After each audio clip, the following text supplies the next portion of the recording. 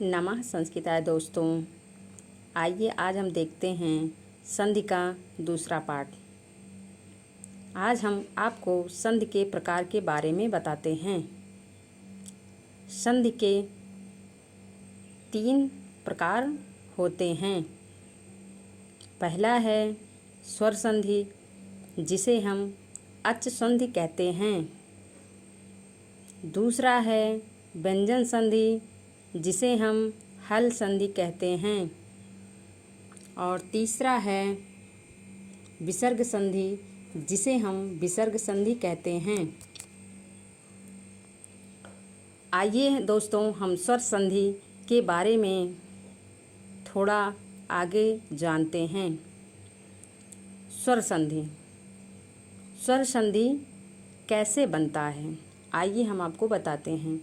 स्वर प्लस स्वर अगर हम मिला देंगे तब जाकर के स्वर संधि बन जाएगी।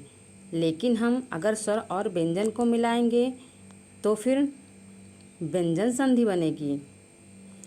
अगर हम विसर्ग को मिलाएं प्लस स्वर को या व्यंजन को मिलाते हैं तो दोस्तों हमारा विसर्ग संधि मिलकर बनता है। इससे हम स्वर संधि के बारे में आपको बताने चल रहे हैं। जैसे देखा जाए, स्वर संधि के 2 स्वरों के निकट आने से जो परिवर्तन या विकार होता है उसे हम स्वर संधि कहते हैं। संक्षेप में स्वर के स्थान पर होने वाले आदेश को ही स्वर संधि कहते हैं। जैसे इसके हम थोड़ा सा उदाहरण आपको बताते हैं। इति धन अलम, इत अलम होता है। कवि धन इंद्रा, कवींद्रा बनता है। नर धन ईसा, नरेसा बनता है। तव धन एव, तवैव बनता है। पो धनित्रम, पवित्रम बनता है। अर्थात दोस्तों, स्वर वर्ण का स्वर वर्ण के साथ मेल हो तो उसे हम स्वर संधि कहते हैं। स्वर संधि को अच संधि भी कहा जाता है और जो अच संधि है वो प्रत्याहार के अंतर्गत ही आ जाते हैं। आइए दोस्तों, हम स्वर संधि के आपको प्रमुख भेद बताते हैं। स्वर संधि में जो पहला नियम है वो है दीर्घ संधि। दीर्घ संधि का हम सूत्र देखते हैं तो अकः सवर्णे दीर्घः। क्या है दोस्तों? अकः सवर्णे दीर्घः। इसका सूत्रार्थ अगर हम करें तो अक एक प्रत्याहार है जिसमें 5 वर्ण आते हैं, आ ई उ री री। इसी प्रत्याहार से इनके दीर्घ वर्णों यानी कि बड़ा आ, बड़ी ई, बड़ा ऊ, बड़ा री का ही बोध होगा। सवर्ण अक में ये 5 आएंगे, आ ई उ री आने पर हमें इनको दीर्घ आदेश करना है। बड़ा आ, बड़ी ई, बड़ा ऊ, री इनके स्थान पर हमें करना है।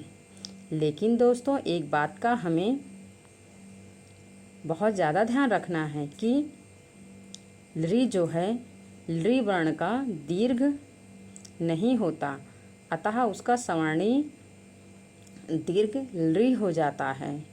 आइए हम देखते हैं संक्षेप में इसे। अक प्लस अक दीर्घ हो जाएगा।